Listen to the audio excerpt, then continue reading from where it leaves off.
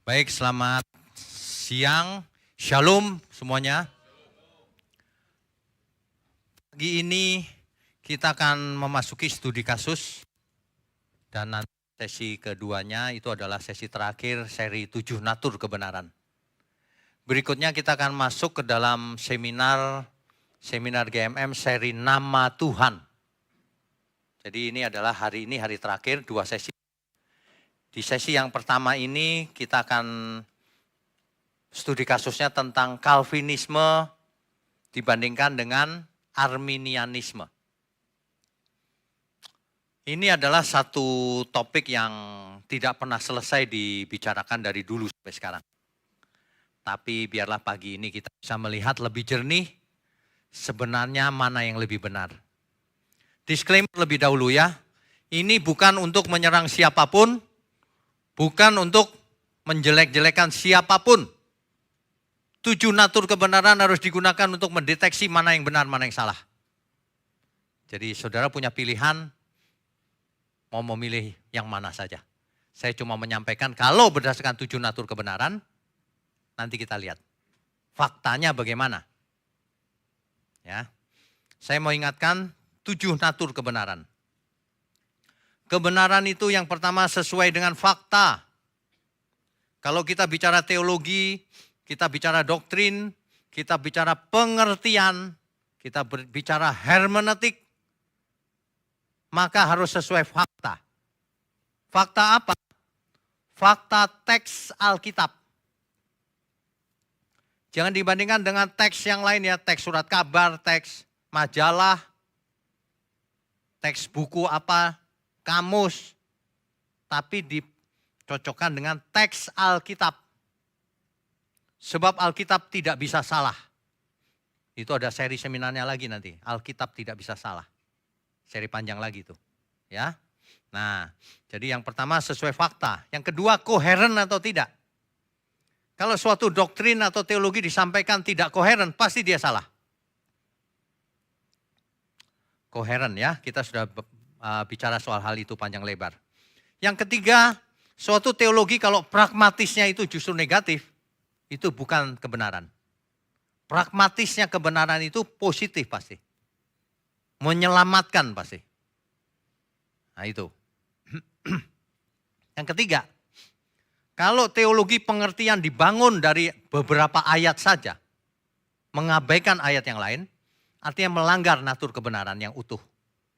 Itu bukan utuh, itu cocokologi namanya. Cari ayat-ayat yang cocok saja. Aneh tapi nyata, di dunia ini ternyata banyak orang suka cocokologi. Aneh tapi nyata. Ya. Kemudian yang kelima, harus murni kebenaran itu. Jangan dicampur pakai pikiran sendiri. Allah itu begini begitu. Enggak murni itu pikiran sendiri. Murni Alkitab, Alkitab berkata apa, ya itu dia yang benar. Kemudian ujungnya harus kekekalan, kalau enggak buat apa. Dan yang terakhir itu ujungnya itu kasih. Bicara soal kasih, sebenarnya 2 kutub teologi ini sudah ketahuan siapa yang salah. Nanti aja terakhir ya. Saya mau bandingkan dulu apa yang dimaksud dengan Calvinisme dan Arminianisme. Nanti ada yang kebakaran jenggot di luar sana. Ini bukannya ahli ngomong. Ya udah, kamu ngomongnya bagaimana? Saya tidak pernah ngarang-ngarang sendiri. Yang saya sampaikan ini berdasarkan mereka sendiri. Yang percaya Calvinisme. Calvinisme memang macam-macam sih.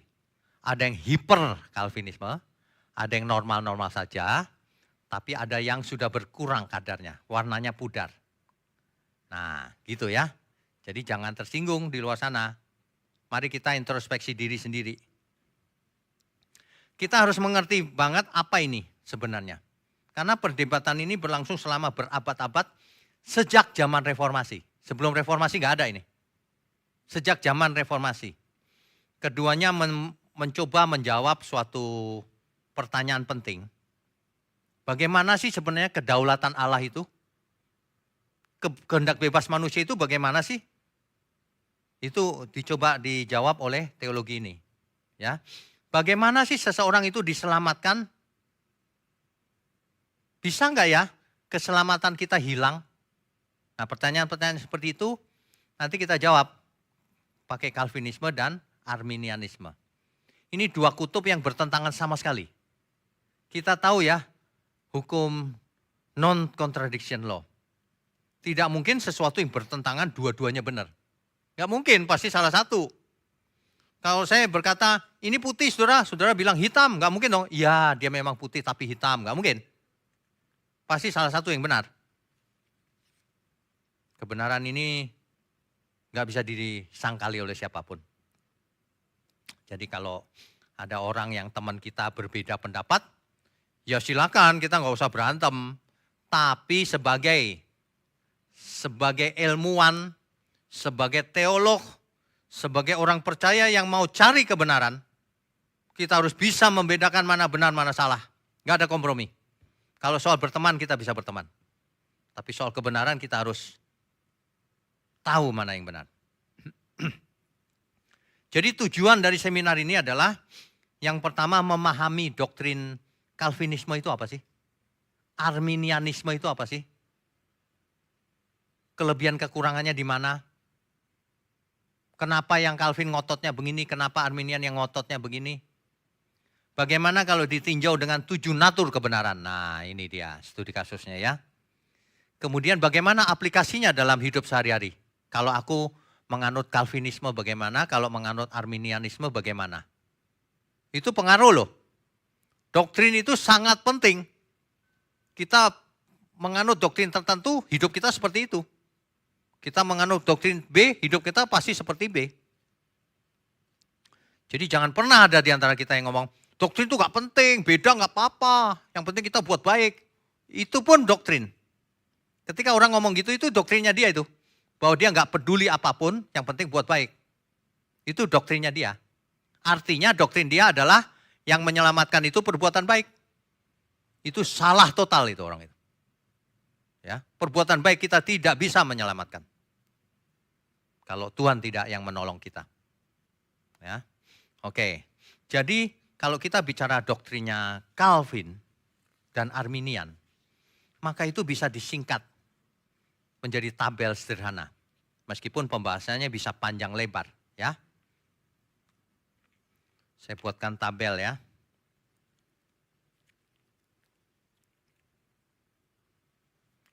Jadi ada 2 kutub, Saudara. Yang satu Calvinisme. Yang satu Arminianisme. Faham. Dan ini sangat bertentangan. Kutubnya bertentangan, Saudara. Untuk mengingat sederhana, Calvinisme ini ada 5 poin. T, U, L, I, P. Singkatannya tulip, Saudara. T ini singkatan dari total depravity.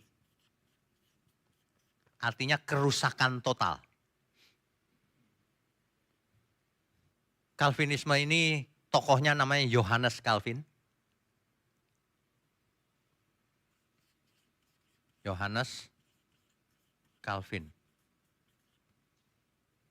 Kemudian kalau Arminianisme ini teolognya namanya Jacobus Arminianus. Jacobus Arminian. Ya. Nah, Calvin mengusung bahwa manusia itu rusak total. Total depravity. Rusak karena dosa. Jadi rusak banget. Saking rusaknya manusia tidak bisa memilih yang baik. Kata John Calvin begitu. Tidak bisa memilih, tidak bisa mencari Allah. Karena rusak total. Tidak memiliki kehendak bebas katanya.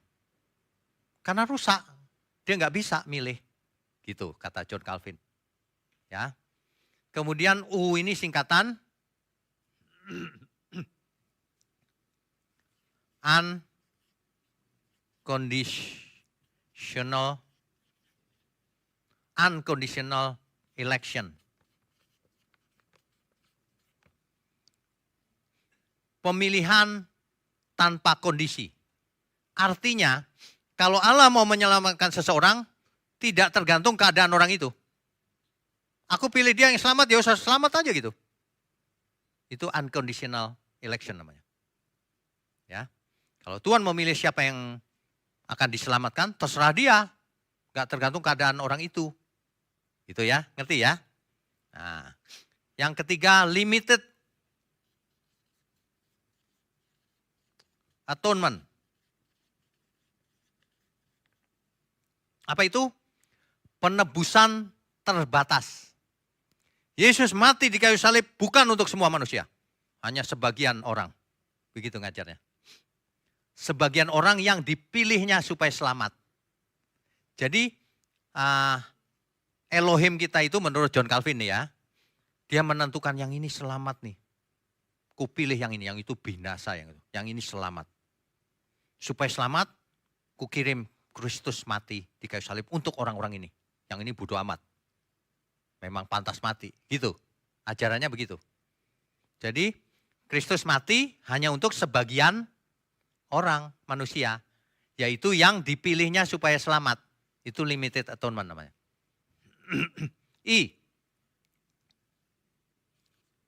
Irresistible grace. Anugerah yang tidak dapat ditolak. Artinya kalau Tuhan pilih sekelompok itu selamat, anugerahnya dikasih ke sana, manusianya tidak bisa menolak. Pasti selamat mau dipilih. Gitu. Irresistible grace. Ini harus dimengerti dulu, baru nanti lawannya ketahuan. Seperti apa sih kalau ada yang bertentangan. Gitu ya. Terus yang P. Perseverance of the saint. Ketekunan orang kudus. Ketekunan orang kudus. Kenapa seseorang tekun? Karena dibuat tekun oleh Tuhan. Ditentukan tekun oleh Tuhan. Sebelum dunia dijadikan sudah ditentukan yang ini loh yang nanti selamat. Yang ini kubinasakan yang ini. Yang ini selamat nih. Kupilih. Makanya Kristus mati datang untuk dia aja. Bukan untuk semua orang. Makanya kalau ku anugerahi dia nggak bisa nolak. Wah aku yang pilih gitu. Kira-kira gitu. Ngerti ya? Allah Maha Kuasa mana bisa nolak manusia. Gitu alasannya. Ini dia. Nah, Jacobus Arminius adalah penganut Calvinisme mula-mulanya. Tapi di kemudian hari dia kalah debat. Dia berubah. Ternyata salah kali ya gitu. Makanya bikin lawannya. Jacobus Arminius. Apa lawannya? Nah ini dia. Di sini lawannya adalah free will. Ini lawannya free will. Manusia itu meskipun jatuh dalam dosa menurut Arminianisme.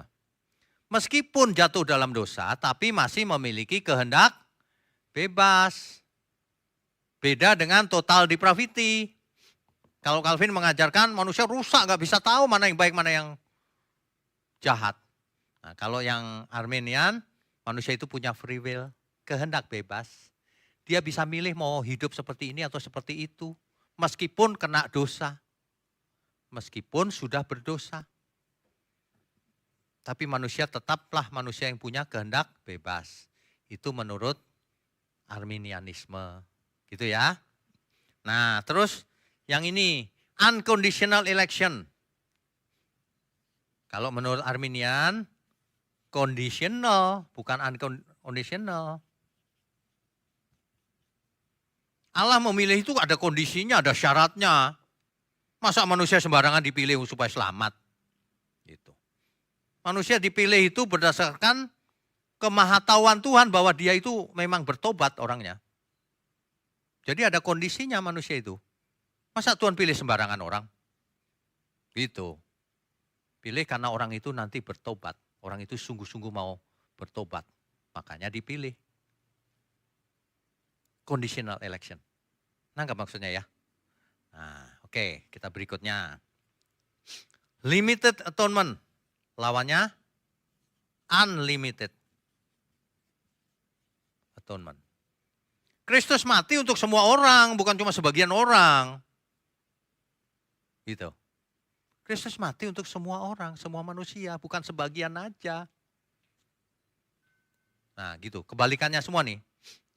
Irresistible grace. Kalau Tuhan kasih anugerah, manusianya nggak bisa nolak. Dilawan sama Arminianisme. Di sini resistible grace. Manusia itu bisa nolak, dikasih anugerah, terima nggak? Gitu, ya. Nah, yang terakhir ini perseverance of the saint. Ketekunan orang kudus itu Tuhan yang buat. Kalau lawannya, ya manusianya yang mau bertobat, mau tekun, taat sampai mati. Berusaha dengan pertolongan Tuhan tentunya ya. Bukan dengan kekuatan sendiri. Kan mestinya gitu. Nah ini dulu. Bapak Ibu ini jelas nggak maksudnya? Ya, coba kita ringkas pelan-pelan ya. Jadi menurut Calvin, sehubungan dengan dosa, manusia itu sepenuhnya rusak. Makanya tidak dapat mencari Allah. Gitu. Menurut Arminian, enggak, manusia meskipun berdosa masih memiliki kehendak bebas untuk meresponi. Gitu ya. Yang kedua apa? Pemilihan ya. Allah memilih berdasarkan kehendaknya sendiri. Sedangkan yang Arminian, Allah memilih berdasarkan pengetahuan sebelumnya bahwa Allah Maha tahu kan nanti dia bertobat tuh, makanya aku pilih. Gitu. Kemudian yang penebusan limited atonement, menurut Calvin, Yesus mati hanya untuk sebagian orang. Menurut Arminian, enggak, Kristus mati untuk semua orang. Nah, menurut Calvin, anugerah Allah tidak dapat ditolak. Kalau menurut Arminian, bisa manusia menolak anugerah, kenapa tidak? Gitu. Ketekunan, kalau soal ketekunan. Orang percaya tidak mungkin kehilangan keselamatannya menurut Calvin. Karena tekunnya itu Tuhan yang buat. Masa Tuhan gagal? Nah, tapi menurut Arminian, orang percaya masih bisa jatuh dan kehilangan keselamatannya. Makanya harus taat dan tekun sampai mati. Kalau tidak hilang keselamatannya. Gitu.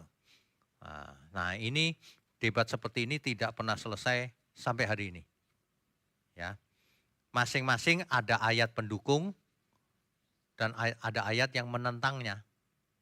Semua bukannya tanpa ayat pendukung, ada. Tapi Bapak Ibu mesti mengerti 7 natur kebenaran. Sesuatu yang bertentangan tidak mungkin dua-duanya benar. Nggak mungkin. Artinya salah satu salah pasti. Gitu. Nah Alkitab kok bisa bertentangan? Berarti manusianya yang salah mengerti. Nggak, Alkitab nggak mungkin bertentangan. Manusianya salah mengerti. Ya. Nah ini yang perlu kita bahas sedikit. Ini sebenarnya perlu panjang. Kalau dalam kuliah itu diskusi panjang lebar. Tapi karena ini seminar pendek, saya mesti cepet nih ngajarnya. Bapak Ibu nanti bisa tanya jawab sih. Ya. Jadi contohnya gini saudara. Ayat-ayat yang menentang Calvinisme misalnya. Manusia rusak total. Enggak. Kata Arminian. Buktinya apa? Yesaya 55 ayat 6 misalnya. Carilah Tuhan selama ia berkenan ditemui. Berserulah kepadanya selama ia dekat. Nah, kalau manusia rusak total masa disuruh Tuhan cari Tuhan? Ada berapa banyak ayat di Alkitab yang memerintahkan manusia supaya kuduslah kamu, cari Tuhan, bertobat, berusahalah masuk pintu yang sempit itu. Ada banyak sekali kan? Nggak cocok total depravity. Kebenaran sesuai fakta. Betul? Kita lanjutkan. Yeremia 29 ayat 13. Apabila kamu mencari aku, kamu akan menemukan aku. Apabila kamu menanyakan aku dengan segenap hati. Kalau kamu cari aku, kamu temu aku nanti. Jadi manusia punya kehendak bebas gak? Kalau berdasarkan ayat ini punya jelas. Ya, manusia rusak betul. Manusia itu rusak betul. karena dosa. Tetapi bukan rusak total. Buktinya apa? Buktinya firman Tuhan mengatakan kita supaya berusaha hidup kudus, suruh bertobat, suruh mengerjakan keselamatan dengan takut dan gentar, jangan keraskan hatimu. Itu kan memerintahkan kita. Kalau kita nggak punya kehendak bebas, nggak diperintah Tuhan begitu. Udah semua aku kerjakan beres pokoknya. Kan mestinya begitu. Enggak ternyata. Ya. Nah, jadi Kisah Rasul 17 ayat 30. Ada ribuan ayat sebenarnya, tapi saya kutip beberapa saja ya. Kisah Rasul 17 ayat 30. Dengan tidak mengindahkan zaman kebodohan, maka sekarang Allah memberitakan kepada mereka bahwa di mana-mana semua mereka harus bertobat. Diperintahkan harus bertobat kan? Artinya punya kehendak bebas gak? Kalau Tuhan memerintahkan harus bertobat, semua orang bertobat gak ternyata? Halo? Ternyata enggak juga kan? Hari ini Tuhan suruh semua bertobat. Ada yang bertobat, ada yang tidak kan? Kehendak bebas atau Tuhan yang maksa? Kamu jangan bertobat pokoknya, yang itu. Kan kehendak bebas. Udah jelas ini sebenarnya. Ya, kitab Roma lebih jelas lagi. Roma pasal 2 ayat 14 sampai 15. Sebab apabila bangsa-bangsa lain yang tidak memiliki hukum Taurat, perhatikan kalimatnya, oleh dorongan diri sendiri. Apa artinya oleh dorongan diri sendiri? Kehendak bebas. Oleh dorongan diri sendiri melakukan apa yang dituntut hukum Taurat. Apa Tuhan yang menentukan? Bukan, oleh dorongan diri sendiri. Maka walaupun mereka tidak memiliki hukum Taurat, mereka menjadi hukum bagi diri mereka sendiri. Clear ya? Clear. Dan ribuan ayat lain silakan dibaca sendiri. Meskipun nanti Calvin bikin ayat-ayat, comot-comot ayat gitu. Ayat ini, oh iya ya, ayat ini, oh iya ya. Tapi nggak mengabaikan ayat-ayat sebaliknya. Kan kita nggak boleh baca Alkitab itu milih-milih ayat gitu. Terus yang ini pura-pura nggak tahu. Nggak boleh. Semua ayat harus dilihat. Nanti kita lihat apa yang Calvin pakai ayatnya, nanti kita lihat secara keseluruhan. Ternyata salah dia. Nggak begitu artinya. Itu karena pikirannya ayatiah. Tidak lihat konteks besarnya. Ya, itu. Nah, oke, itu soal total depravity ya. Sekarang yang kedua, unconditional election. Katanya Calvin kan Allah memilih tidak berdasarkan keadaan manusia itu. Yaitu karena konsepnya tadi yang disebut predestinasi. Artinya sebelum dunia dijadikan, Allah sudah buat skenario. Nanti yang akan kuselamatkan sekian orang itu. Nanti yang akan kubinasakan sekian orang itu. Ini kalimat di buku Institutio loh.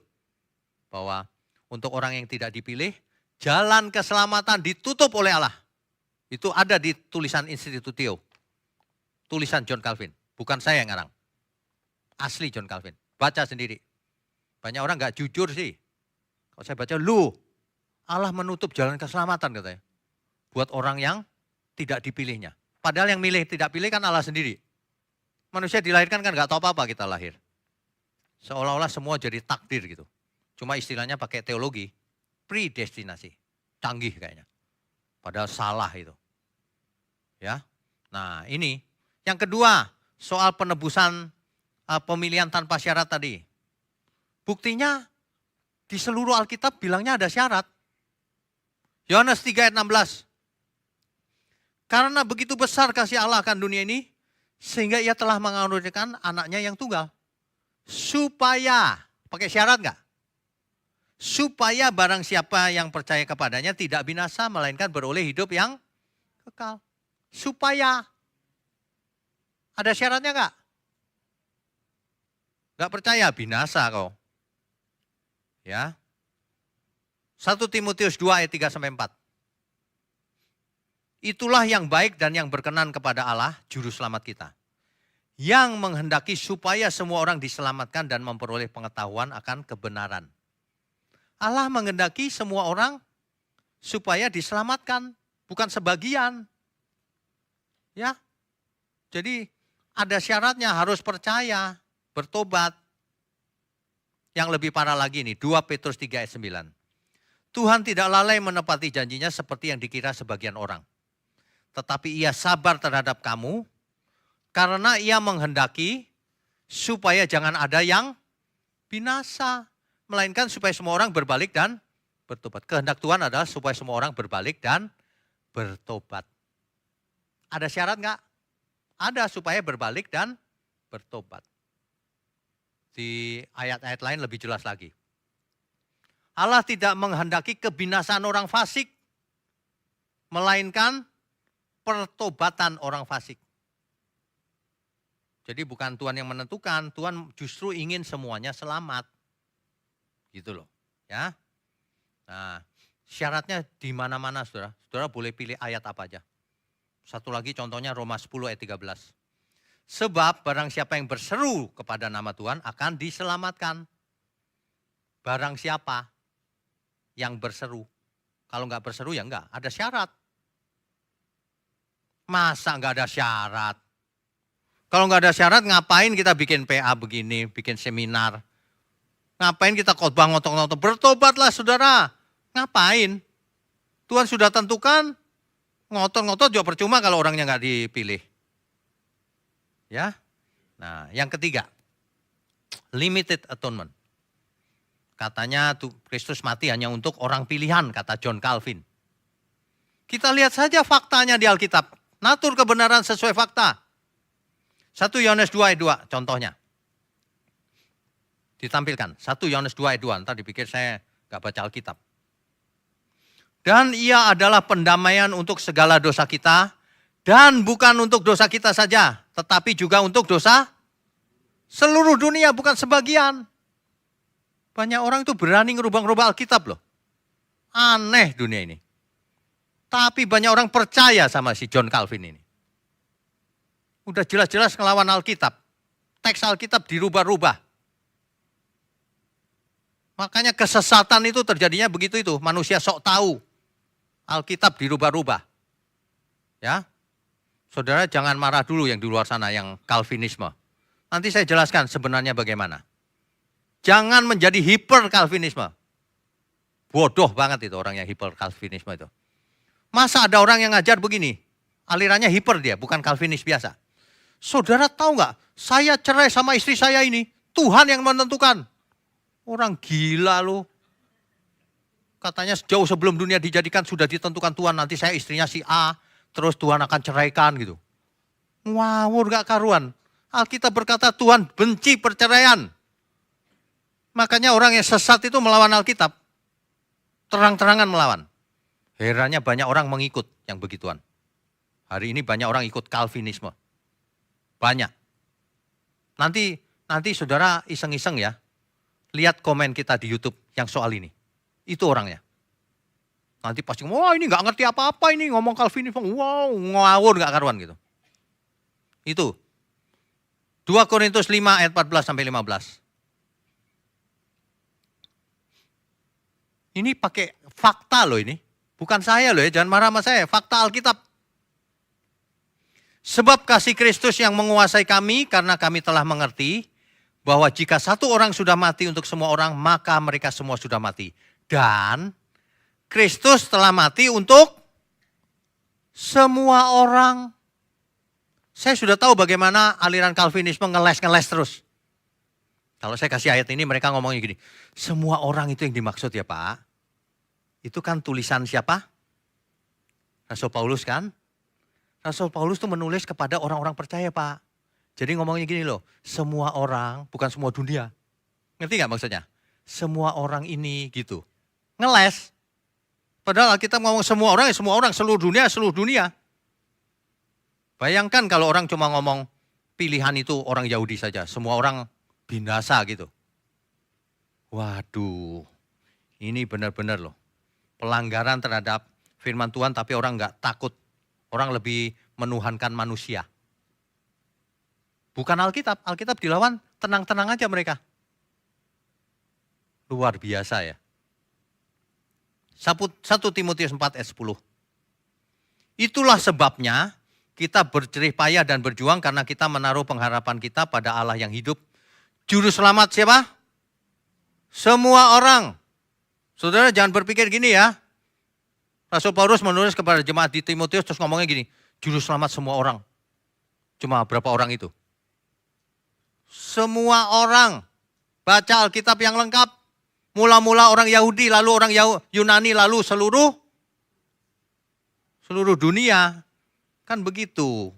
Ini bicara fakta loh ya. Ini bicara fakta. Ibrani 2 ayat 9. Tetapi dia yang untuk waktu yang singkat dibuat lebih rendah daripada malaikat-malaikat, yaitu Yesus. Kita lihat yang oleh karena penderitaan maut dimahkotai dengan kemuliaan dan hormat, supaya oleh kasih karunia Allah ia mengalami maut bagi semua manusia. Banyak sekali ayatnya kok dirubah. Saya kadang-kadang gemes banget loh. Orang-orang ini ya nggak tahu diri emang. Pasti banyak yang sakit hati itu. Memang benar faktanya kau tidak tahu diri. Alkitab ngomong semua kau rubah semua teman-temanmu sendiri. Semua ini seluruh dunia maksudnya. Ya. Jadi konsep limited atonement jelas salah. Sebab Kristus mati untuk seluruh dunia. Ingat gak Yohanes Pembaptis bicara apa? Inilah anak domba Allah yang menghapus dosa dunia, bukan dosa teman-teman kita. Dosa orang percaya saja. Seluruh dunia. Nanti orangnya ngotot, lah kok ada yang binasa? Lah salah manusianya sendiri. Ditebus kok nggak bertobat. Saya kadang-kadang bingungnya gini loh saudara. Ini hal sederhana kok jadi orang nggak ngerti ya. Coba saudara belajar teknik matematikanya ruwet setengah mati saudara. Susah banget. Ini gampang banget salah. Yang gampang aja salah, bagaimana yang susah? Aduh, aneh loh dunia ini. Padahal ini kalimat sederhana. Makanya jangan sombong jadi orang. Kalau lihat Alkitab itu, ya dan amin. Karena Alkitab tidak bisa salah. Jangan-jangan orang ini bilang Alkitab bisa salah, jangan-jangan saya curiganya. Jelas-jelas semua orang kok dirubah-rubah. Irresistible grace. Anugerah yang tidak dapat ditolak katanya. Matius 23 ayat 37. Yerusalem, Yerusalem, ini yang bicara siapa? Tuhan Yesus. Engkau yang membunuh nabi-nabi dan melempari dengan batu orang-orang yang diutus kepadamu. Berkali-kali aku rindu mengumpulkan anak-anakmu seperti induk ayam mengumpulkan anak-anaknya di bawah sayapnya. Tetapi kamu tidak mau, menolak kau. Dikasih anugerah nggak mau. Menolak saudara. Dan ayat-ayat lain sangat banyak. Ya, kalau dibaca semua nggak cukup waktunya. Pakai fakta itu udah cukup. Ya, soal ketekunan orang kudus, katanya orang kalau sudah tekun nggak bisa hilang katanya keselamatannya. Makanya ada istilah sekali selamat tetap. Katanya begitu. Padahal Alkitab jelas banget kalimatnya. Ibrani 6 ayat 4 sampai 6. Kita pakai satu ayat aja deh, banyak banget padahal. Satu ini aja. Coba kita baca pelan-pelan ya.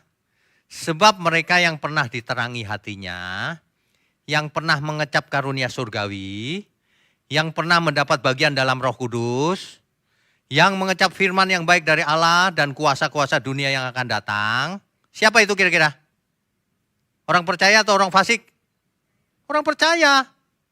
Namun yang murtad lagi. Bisa nggak orang percaya murtad? Udah clear, jelas banget. Tapi saya tahu cara ngelesnya mereka itu bagaimana. Mereka ngomongnya gini.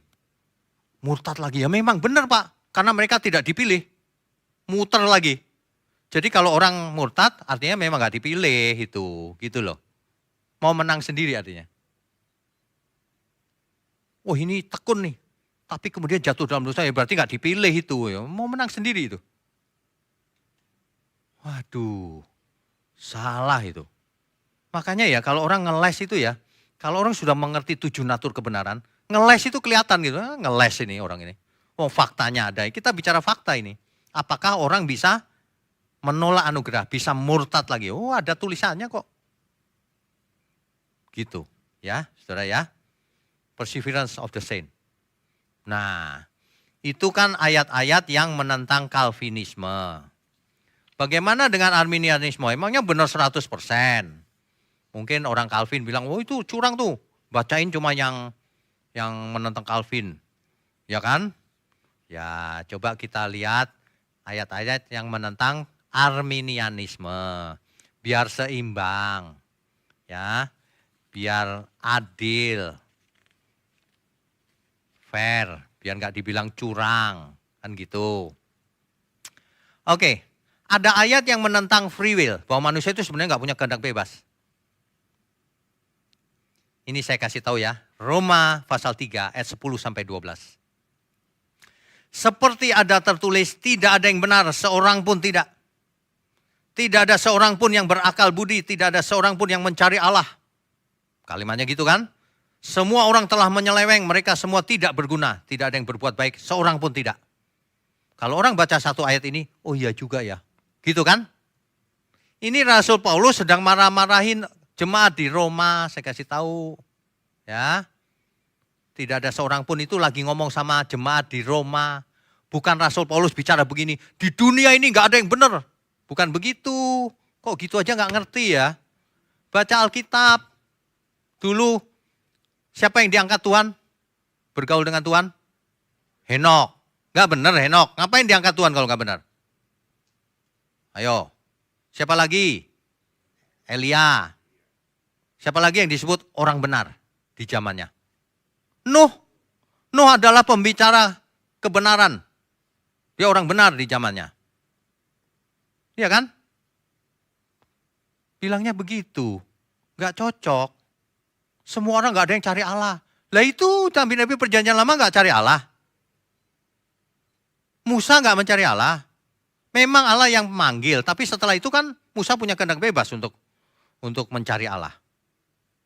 Memangnya kita nggak punya kehendak bebas mau mencari Tuhan? Ini semua nasib. Iya kan? Nggak cocok. Ya, satu ayat dicomot terus seolah-olah benar. Itu Rasul Paulus bicara sama jemaat di Roma, bukan untuk seluruh dunia.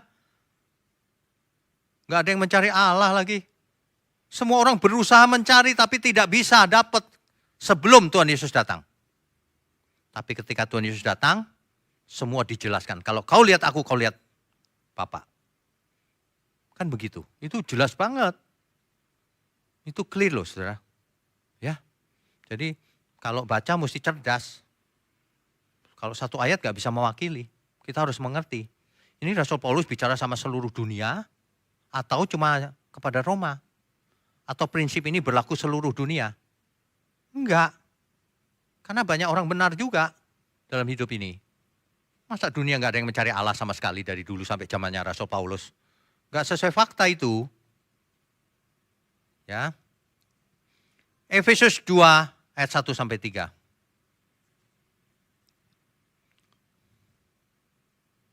Oh, ini yang lebih sering dipakai oleh Yohanes Calvin.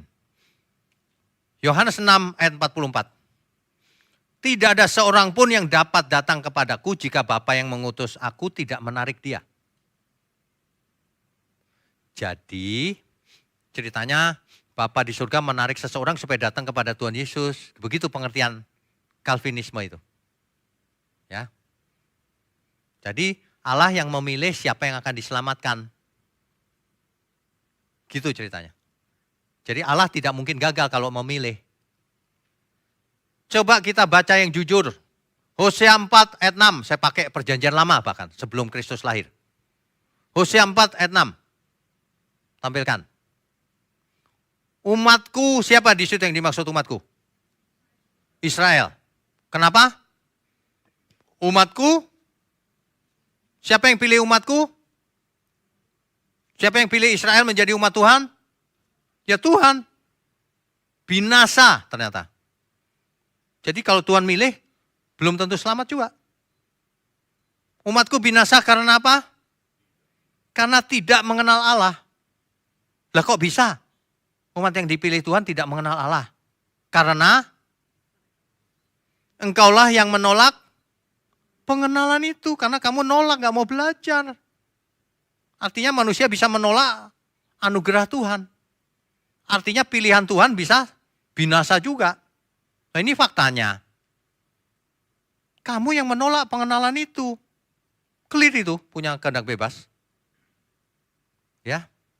Nah, ayat ini pernah saya sampaikan ke seorang Calvinis, penganut Calvin. Saya bilang, ini buktinya. Umatku itu kan Israel yang milih Tuhan sendiri. Binasa? Jawabannya apa toh enggak saudara? Itu bukan umat Tuhan. Kalau umat Tuhan enggak mungkin binasa. Tulisannya umatku Pak. Ya tapi sebenarnya bukan umat Tuhan itu. Sakarepmu. Makanya saya punya rumus 1 tambah 1 3. Ya terserah lu. Kalau orang udah nggak pakai akal budi, ya udah nggak usah ngomong kita. Saya malas bicara sama orang-orang seperti itu. Cuma ngeles terus, nggak cari kebenaran. Buat apa sih kau menang debat dengan cara nggak jujur begitu? Kita itu bukan cari menang-menangan. Kita mau yang benar Tuhan, hidup cuma sekali. Sebentar lagi kita mati. Lah kok permainannya cuma begitu? Untungnya apa? Apa untungnya kau seperti itu? Padahal kau benar, iya.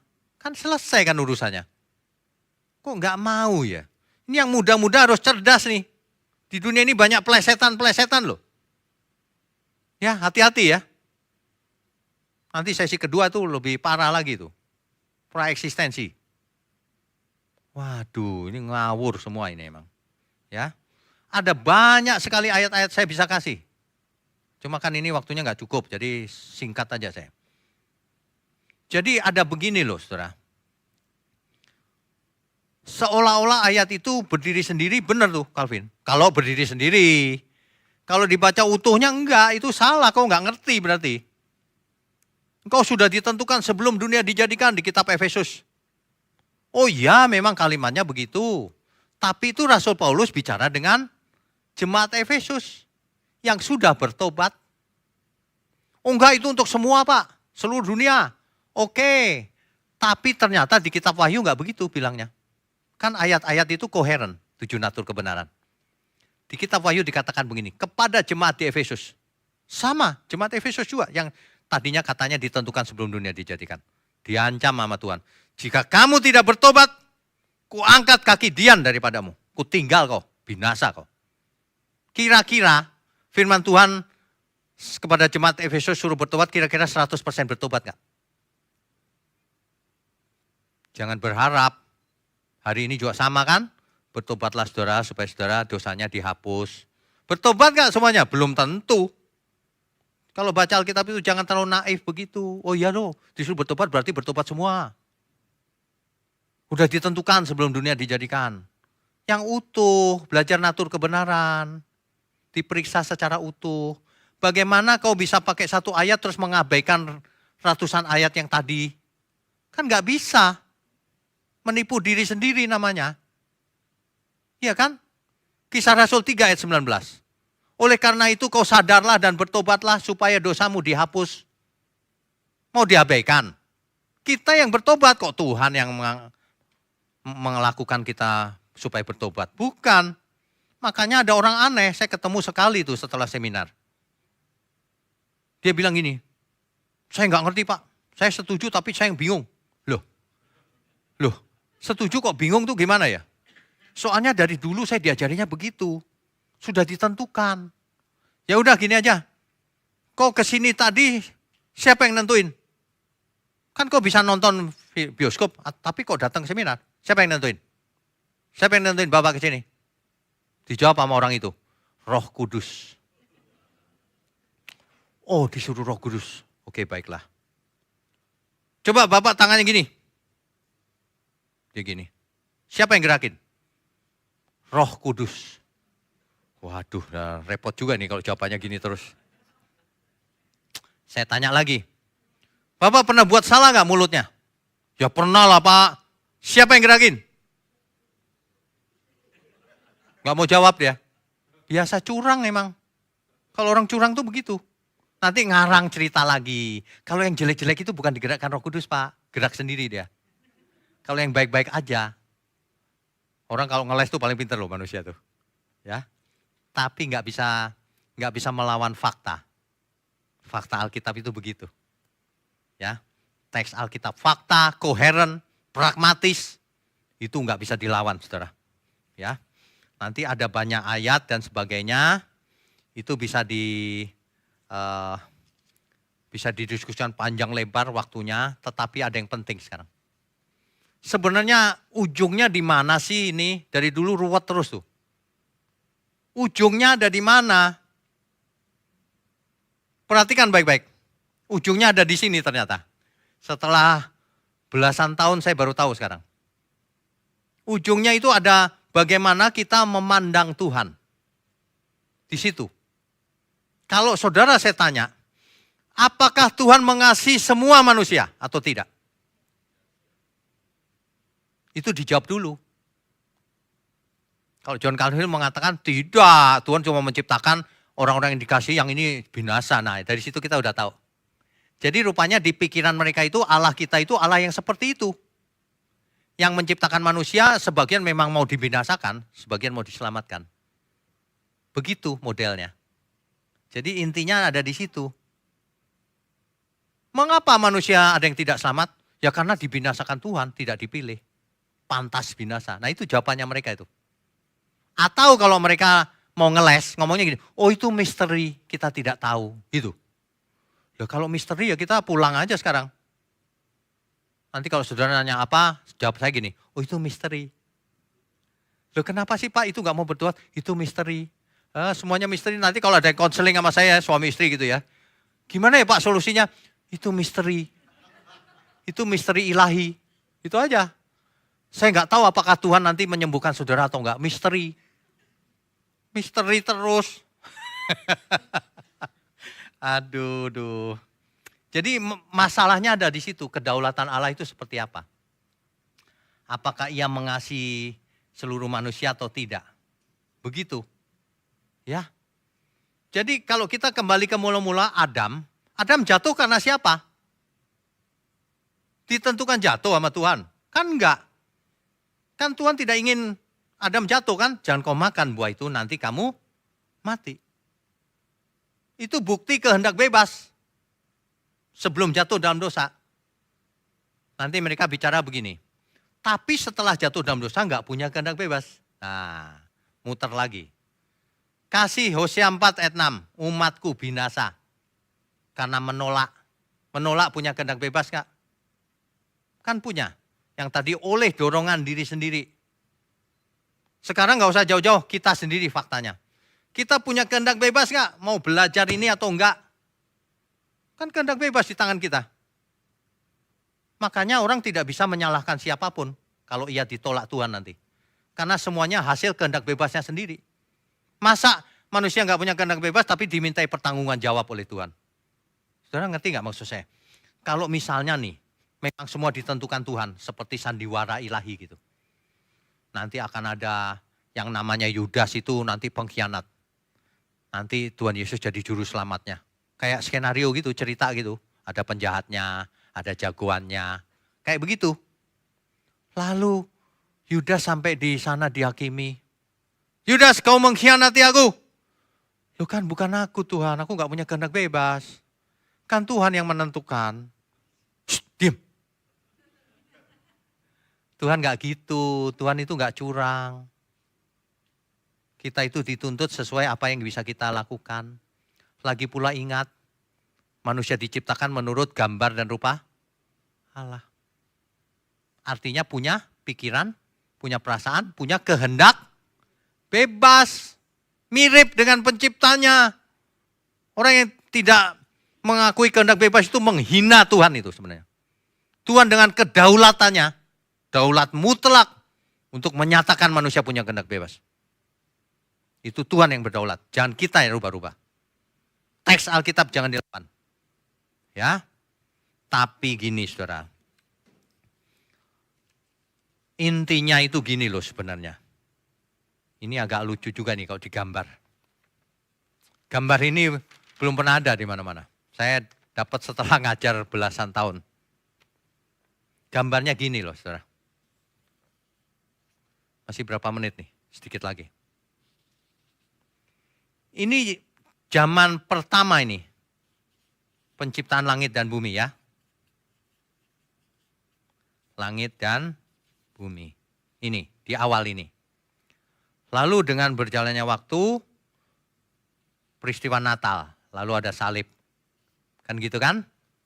Nah, lalu ada manusia, sekarang kita, contohnya kita sekarang. Kita hidup sampai masa depan yang namanya batu nisan. Mati kan? Terus, ini kekekalan. Di sini kekekalan. Pertanyaannya, siapakah yang akan selamat? Siapa saudara yang akan selamat? Ini baik John Calvin maupun Arminian setuju yang satu ini. Titik temunya di sana. Yang taat atau tekun sampai akhir. Yang tekun sampai dengan akhir, itulah yang selamat. Jadi kalau yang ini John Calvin setuju, Arminian juga setuju. Iya dong. Makanya perseverance of the saint kan. Ini. Jadi kalau sampai mati tetap tekun dan taat, tidak murtad, itulah yang selamat. Nah, bedanya di mana antara Calvin dan Arminian? Nah, ini yang beda. Ya. Kalau yang tidak tekun pasti binasa juga. Nah, bedanya gini. Kalau Calvin, tekunnya ini Tuhan yang menggerakkan. Jadi manusia hidup ini Tuhan yang gerakin semua. Akhirnya tekun sampai akhir. Jadi kalau di tengah jalan ini jatuh dalam dosa, dibalikin lagi sama Tuhan supaya bertobat. Semua karena Tuhan. Tuhan yang menggerakkan. Tapi kalau Arminian, tekun ini bagian dari komitmen kita dengan pertolongan Tuhan tentunya. Dengan pertolongan Roh Kudus. Tapi ada bagian kita yang aku mau tekun meskipun dagingku ini berontak. Tapi aku mau tekun sampai akhir. Itu bedanya. Jelas gak maksudnya? Jadi menurut Calvin, ya orang tekun karena Tuhan. Gak ada campur tangan manusia sama sekali. Manusia seolah-olah jadi robot biologis gitu yang menentukan Tuhan. Tapi kalau yang Arminian enggak. Berusahalah kau masuk pintu yang sempit itu, kata Tuhan Yesus. Kita harus berusaha. Roh Kudus menolong kita, tapi kita juga harus berusaha. Bukan diam aja lalu digerakin Roh Kudus gitu jalan. Bukan. Ya, ini bedanya. Tapi tanpa salib, tanpa anugerah Tuhan, tidak ada yang selamat juga sih. Nah, kalau ini baik John Calvin maupun Arminian setuju bahwa tanpa salib nggak ada keselamatan. Bahwa tanpa tekun sampai akhir nggak ada keselamatan. Bedanya kalau John Calvin itu Calvinisme, gerakan hidup kita ini Tuhan yang menggerakkan. Tuhan yang menentukan, seolah-olah ditakdirkan, dipredestinasikan oleh Tuhan. Di situ bedanya. Jadi dampaknya, pragmatisnya dalam hidup kita, kalau mau balik ke natur kebenaran, kalau saudara percaya John Calvin, berarti saudara percaya, nggak usah berusaha, Tuhan yang nentuin. Itu ceritanya. Ya. Tapi kalau saudara lebih ke Arminian, aku harus berusaha hidup kudus, tak bercacat, tak bercelah. Mulutku ini suka ngawur, tampar aja tuh. Kita berusaha dengan setengah mati, doa puasa dan sebagainya. Kok John Calvin enggak? Ya itu semua udah ditentukan Tuhan. Akibatnya orang tidak all out. Perhatikan orang tidak all out. Sebagian malah menyeleweng. Keselamatan bukan karena perbuatan baik, gak usah berbuat baik. Ada yang begitu. Waduh, ada seorang istri kasih tahu saya suaminya itu ya.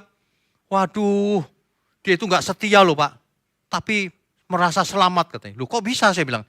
Katanya sekali selamat tetap selamat. Loh, waduh kacau nih. Katanya dia nanti pada akhirnya akan diselamatkan Tuhan pokoknya. Itu pasti aliran Calvinisme itu. Gak peduli etika dia. Tapi ini Calvin yang gak benar ya. Ada Calvin yang lumayan benar. Kehendak bebas ada sih. Tapi ada tapinya gitulah. Ya.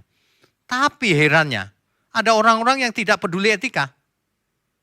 Kok kamu gak punya etika gitu ya? Oh iya keselamatan bukan karena etika. Bukan karena perbuatan baik. Aku percaya Tuhan Yesus. Kalau soal Etika itu cerita lain, nggak ada hubungan sama keselamatan. Katanya begitu. Pragmatismenya dihilangkan. Itu bukan kebenaran. Kalau kita benar, pragmatis berdampak positif bagi semua orang. Orang akan melihat kita, itu kemuliaan Tuhan.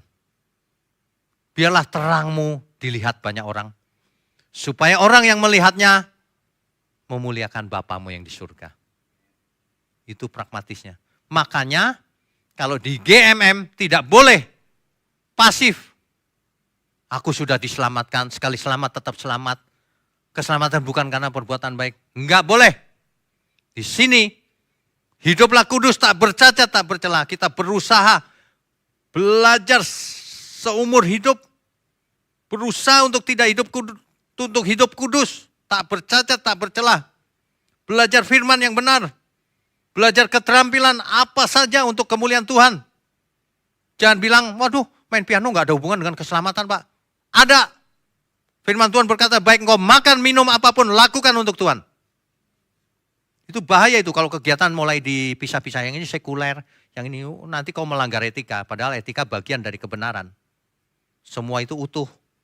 Baik di gereja, di rumah, dimanapun. Baik hari Sabat, baik hari biasa, semua harinya Tuhan. Seluruh hidup kita milik Tuhan. Oleh sebab itu, berubahlah pembaharuan budimu. Supaya kita mengerti kebenaran. Itulah Calvinisme dan Arminianisme.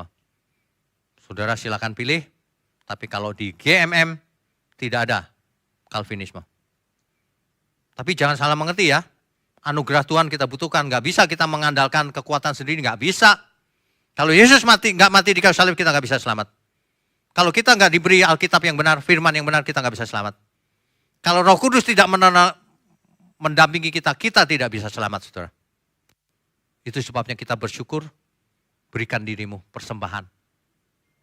Itulah ibadah yang sejati, mempersembahkan seluruh hidup kita untuk Tuhan. Amin, saudara? Amin, beri kemuliaan untuk Tuhan. Baik, ini waktunya cepat sekali ya. Sebentar lagi sambung sesi 2 ya. Baik, langsung berdiri saja. Kita break dulu 15 menit ya. Mari kita berdoa. Bapa kami yang di surga, terima kasih untuk seminar di pagi hari ini. Biarlah melalui seminar ini setiap kami dibukakan mata rohani kami. Bagaimana kami harus hidup. Terima kasih Engkau berkati program gereja ini Tuhan untuk kemuliaan Tuhan. Ya, di dalam nama Tuhan Yesus Kristus kami berdoa dan mengucap syukur. Haleluya. Amin. Amin.